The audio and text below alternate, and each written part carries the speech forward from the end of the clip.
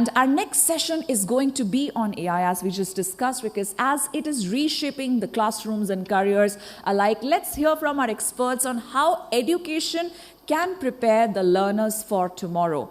So please join me in welcoming our eminent panelist on the stage, Ms. Poonam Kumar Mehendirata, Principal of the Manthan School, Greater Noida West; Ms. Deepika Sharma, Principal, Maxford School; and Mr. Rajesh Bhatia, Treehouse Group, Mumbai. I would also like to invite our moderator on the stage, Ms. Neena Kaul, Director and Principal, Gyanshri School. Welcome to all of you. Yeah, good afternoon. I take this privilege to welcome you on the stage, on the panel discussion, on a much deliberated topic of today, learning today, teaching today for an AI-powered tomorrow. I've been told that we have to keep it short and crisp for 25 minutes, so I'm going to go just back to the point. A few years ago, many of us were asking whether AI is going to change education. I think today it is not about if, it is about how, right? AI has already gone into everything. It has influenced the way we learn, the way we teach, the way we gather information, the way we process things, the way we construct knowledge, right? However, what has remained unchanged, I believe, for the purpose of education is to create children who are capable learners, who are authentic, who are compassionate, who are humane, are responsible. So as educators, therefore, we face a huge challenge that while we embrace AI with all its possibilities, how do we preserve and strengthen the fundamental human values in our children about curiosity, creativity, critical thinking, compassion, judgment, using their collaborative skills? So how do we ensure and strengthen that? I think today's session is about exploring that, and I hope the audience is going to go back with some good insights after the session today. So my first question, I would begin asking that from you, sir, should the AI be used directly as a curriculum for children to learn directly as a subject, or should it get integrated with the content? So AI is something where I would say that in classrooms we need both. We need AI to be integrated in the curriculum as well as try to explain children what real intelligence is also all about. We're talking of artificial intelligence. But what is the meaning of real intelligence? Mm-hmm. And that, if is able to be done with telling them in classrooms, yes, they will learn across primary, middle school, secondary school, the curriculum content, rightly so, for the future. The real intent is also to bring them in front of a whole new world that is going to come in the near future, for which they have to be completely prepared. And we need both of them. Okay. So Dr. Poonam? Yeah, so I will simply say, it has to be blended. It has to be the part of the curriculum. And when we say the preparatory stage, from there, the introduction of AI should be given, where they are understanding what AI is and how it has to be used in daily life, but just an introduction part of it. But as they are, growing and they are moving to the middle stage, there we always emphasize on experiential learning. It is the time when they have to explore it further. But keeping in mind that academic integrity is, nurtured amongst the children, where they are open to accept that what kind of help exactly they have taken, they are giving due credit to the work or to the research which they have carried out through it. And when they are moving to the secondary stage, it is the time of application, where they can use it to explore their career, to explore it further, to research, to identify various arenas where it can contribute. So it should be from introduction to application, the way we say that in Bloom's taxonomy, we start from knowledge and we take children to the creative level. So similar thing can be used if we just weave it with all the subject, but ensuring that academic integrity is ensured amongst our children. All right. Okay. How about you?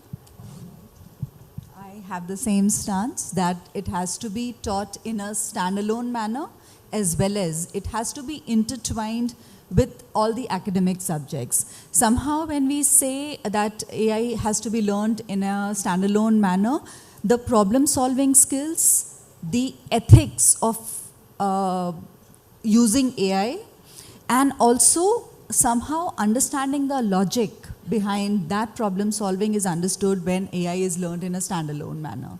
However, when it is intertwined with subjects, the interdisciplinary learning of the subjects, which is the real life applications of each subject, it comes out beautifully. So it has to be a blended mode. So if I may say, what you're suggesting is that in the initial years, it can be used as a tool.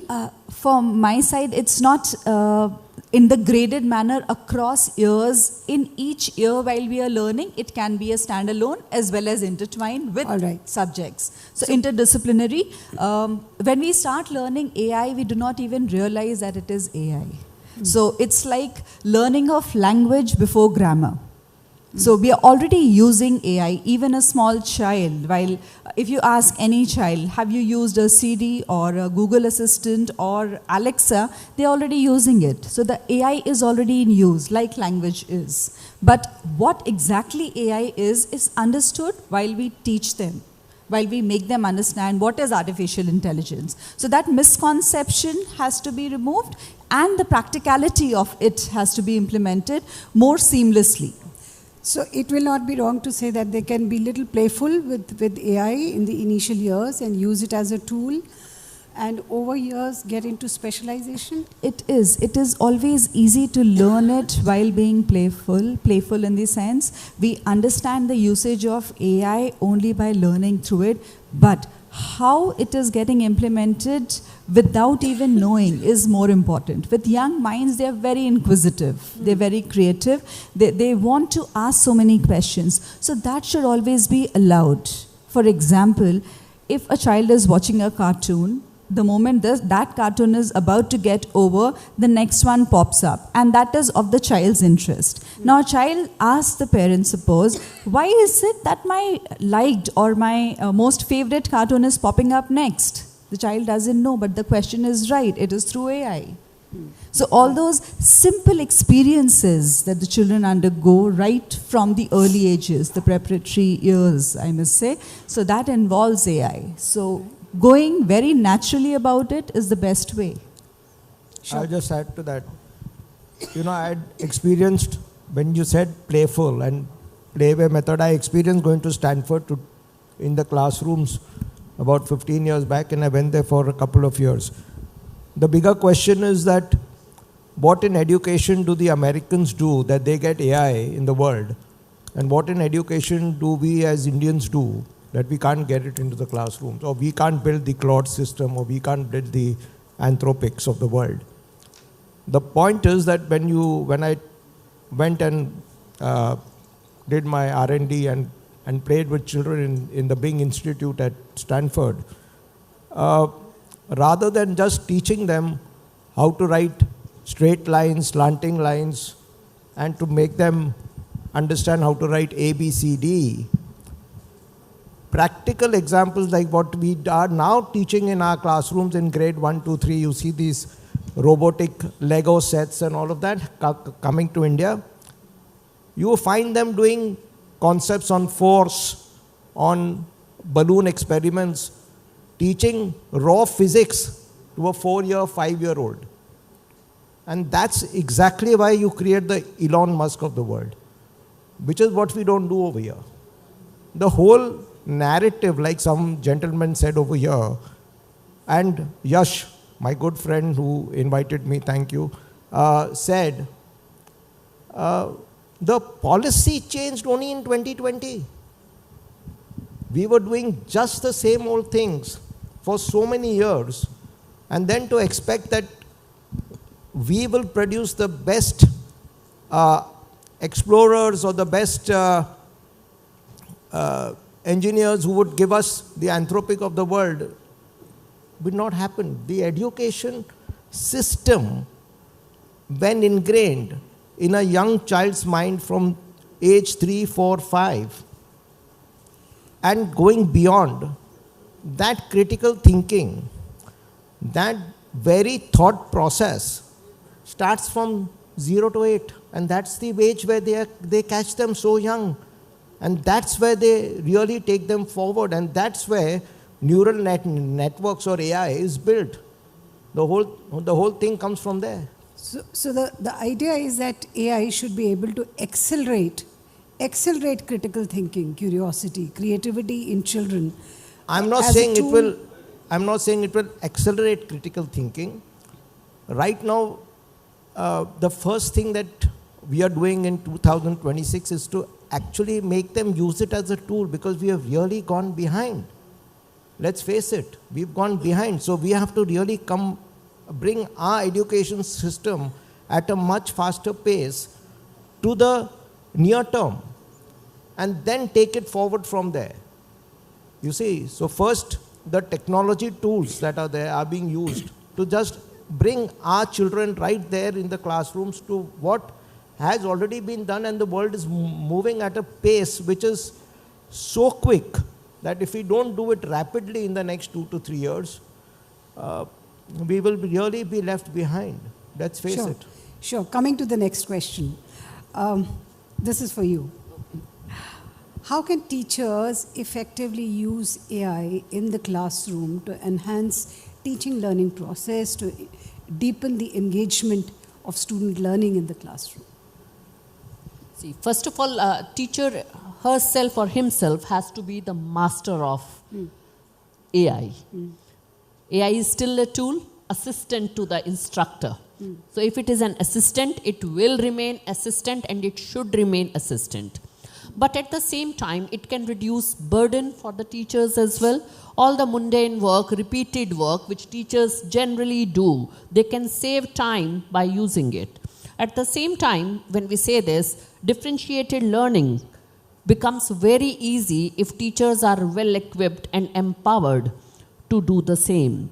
For example, that if the teachers are using DFID AI, it helps them to create, personalize, as per the learning level of the child, the passage, the comprehension, the poem. So the teacher will not only be able to cater to a weak learner, but also the one who is really an advanced learner in the classroom, which was very difficult earlier for the teacher in a class of 40 students.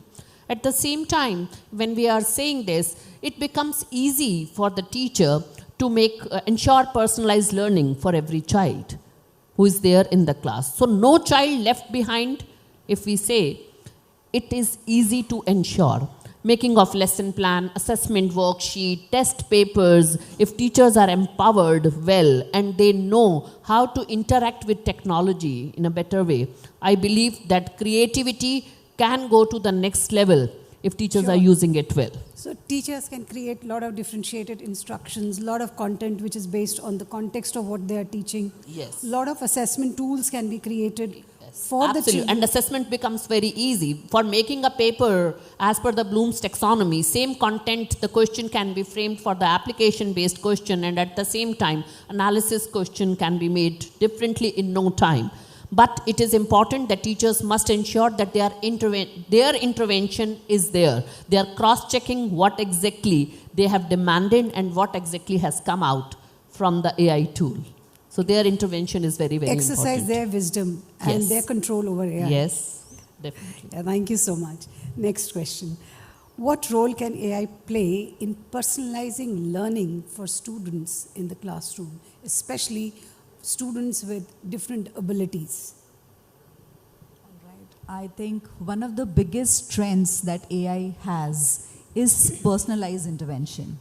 So the personalized intervention, like ma'am mentioned, personalized learning, I believe personalized feedback also plays a very, very important role. Especially when we are talking about differentiated instruction, and also with students with special needs. There are lot many tools which can enhance and bring those children at an equitable level.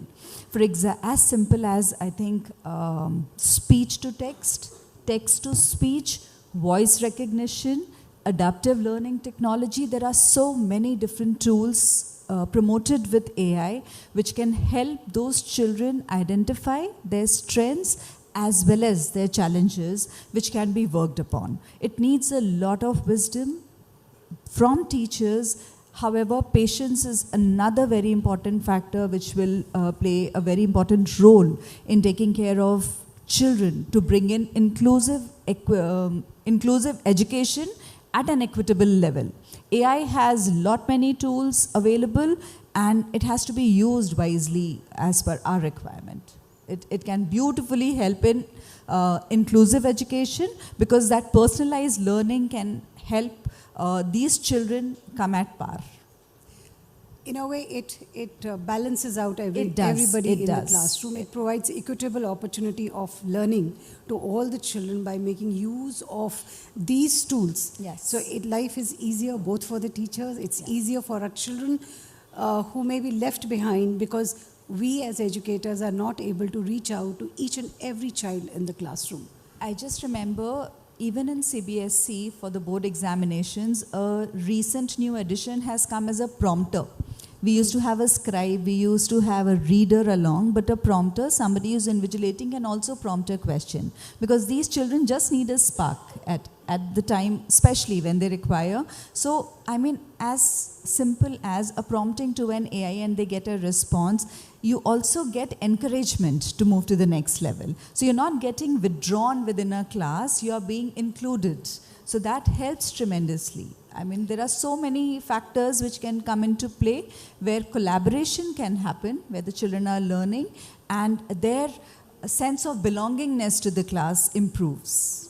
So that is how we fulfill inclusive education, not just in words, but in action in a class. So one of the challenges that we often face as educators is when you have to look for a lot of children who have to support using, as readers and prompters, right, for children with special needs. Probably by using AI, I think that life gets very easy. You have the tools. Our children are already working on a project on the same, Yes. so I'm very excited about it because proposing a prompter through AI and we are putting up that as a prototype recently. We are working on it. Yeah, I'm so glad to hear that. I think it's very inspiring when educators come together and have such inspiring ideas. It acts as a great inspiration for everybody. To you, sir. How can the schools and teachers balance the use of AI in developing collaborative, critical thinking skills amongst children?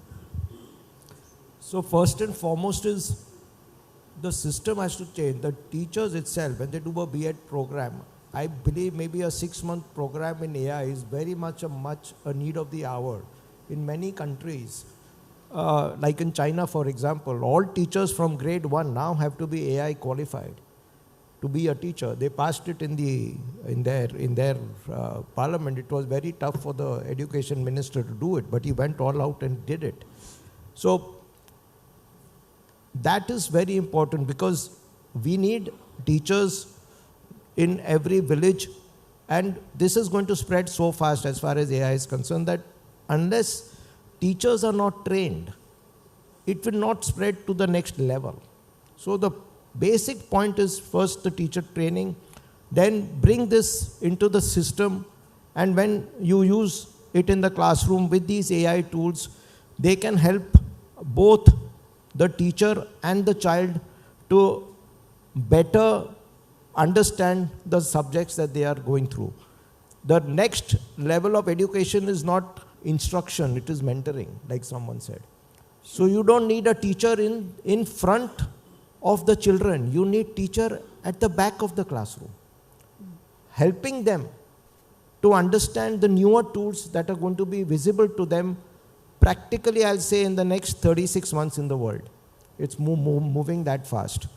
And that is where training, compliance, teaching quality, teaching methodology, and the entire school education system has to go through a kind of a change which is going to make lives simpler, easier, better, happier for these young children. I just want to specifically target the fact that AI is there and we use it. I'm coming back to the same question. That how do you balance it out? Because it's very easy to just theoretically talk about it. But how do you really balance out the use of AI, ensuring that we are not compromising with the curiosity, critical development, creativity of the children? How can that happen inside the classroom? See, clear guidelines are very important. AI literacy framework also need to be made up so that the children learn how to use it ethically, responsibly, and effectively. So that clear guidelines, I believe, that is going to help in the in the classroom in every period. For example, when I visited to school in Dubai, it was like 10 minutes technology integration has to be there in the classroom, not beyond that. So teacher used to work in such a way so that she is giving sufficient time for teaching, for interacting, for collaborative learning, but at the same time, children are not away from technology. So I believe that if clear guidelines are there and if we make a proper AI literacy framework, it's going to help. I'm just looking at the clock there, which shows time is up, but still I'll throw the last question with the permission of the organizers. With AI integrated content learning, right, which is very common, how can schools promote academic integrity and authenticity and ensure responsible use of technology? I'm picking up from just where you left, that how do we ensure responsible use of technology in our, to our children? It comes with the culture in the school that is created. Even if AI wasn't there or is not there, whatever, the integrity is very important. Ethics are very important. AI is an additional tool in which, like we had computers at one time, internet at one point of time, we were talking about etiquettes. Those came out to be netiquettes, which is how do we behave on internet. Similarly, while we are using AI, ethics still has to be followed. So it comes through the culture. It comes through the vision that we have to share. And AI is just a tool. I mean, I don't think we should fear from AI. And also, like I was mentioning, once computers were a fear, whether do we survive computers or not, everyone has one. So AI is also going to be adapted. We will be seamless in that, and we will evolve beautifully by using AI. And just understanding that one thing, that irrespective of anything, that human touch is the most important and will always lead. I'm just remembering another phrase, I'll close with that while you're saying so, कि वो कहाँ से सीख लेंगे ये चीज़ें उस्तादों से जो हमने सीखा है हालातों से. So something that we have learned through a situation cannot be just learned through what is taught through AI, what we see on YouTube. We were talking about a lot of coaching classes for 3 hours and so and so. But a situation in which we are present, like right now we have butterflies in our stomach when we are facing the crowd, it will always remain. So that strength, that resilience always comes through societal impact. The presence is very, very important. So human touch cannot fail through anything that comes up. I would like to add, मंजिल कहाँ खूबसूरत होती है, खूबसूरत तो सफ़र होता है. It is not the process, it's not the product, it is the process which is more important. And teacher has to be smarter. So the moment teacher will change the assessment tools, rather than evaluating the final product, if the teacher will see the reflection sheet, the journey through which the child has submitted the product, I believe it will become easy. Very, very well said, that it is the process and not the product. And as a part of process, if we engage in our teaching learning process in a manner that we are always able to keep children as at the top priority, where machines we are not competing them. We're not competing between students or human beings and machines, but we are working around the machines, we are working with them, we are questioning them, and we are also rising above them. I think that makes a huge difference. I think that's where the purpose of education still remains. One quick, that should be a rapid fire message that we would give back to the audience today. One-liner from each one of you. Technology in the hands of great teacher will be transformational, and we are ready for this transformation. Great. AI should be the core competency which has to be learned by everybody. We can never miss the teacher in the classroom. AI or no AI, we need the teacher in the classroom. Teacher cannot be replaced. Cannot be replaced. Our judgment cannot be replaced. AI is here, but our role as educators to keep promoting the development of the children, which still continues to be physical, social, emotional, cognitive, still continues to be there. And the skills like creativity, curiosity, collaborative work, thinking, critical thinking, remain extremely essential for times to come, because honestly, we do not know as educators what are we preparing our children for.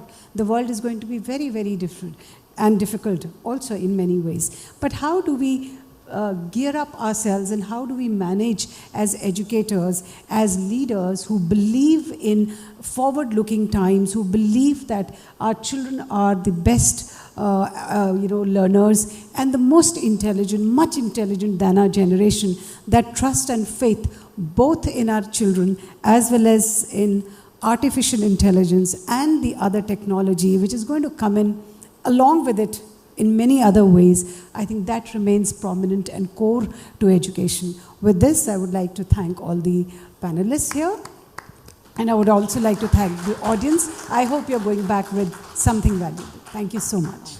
Thank you. Thank you so much for that great, very comprehensive discussion. And Ms. Neena, you said very rightly earlier that it is indeed very inspiring when all the educators come together and they share their wonderful insights with us. Thank you so much again. I would like to request Mr. Yash Mehta, CEO ABP Education, to please join us here on the stage and kindly do the honors of felicitating our esteemed panelists.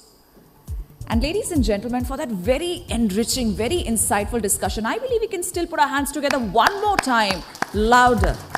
Thank you so much.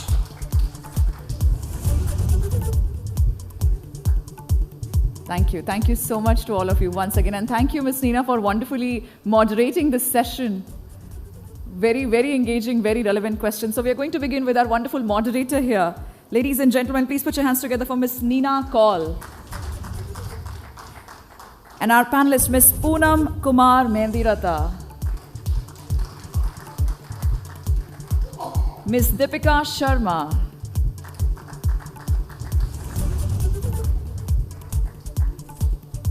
And Mr. Rajesh Bhatia.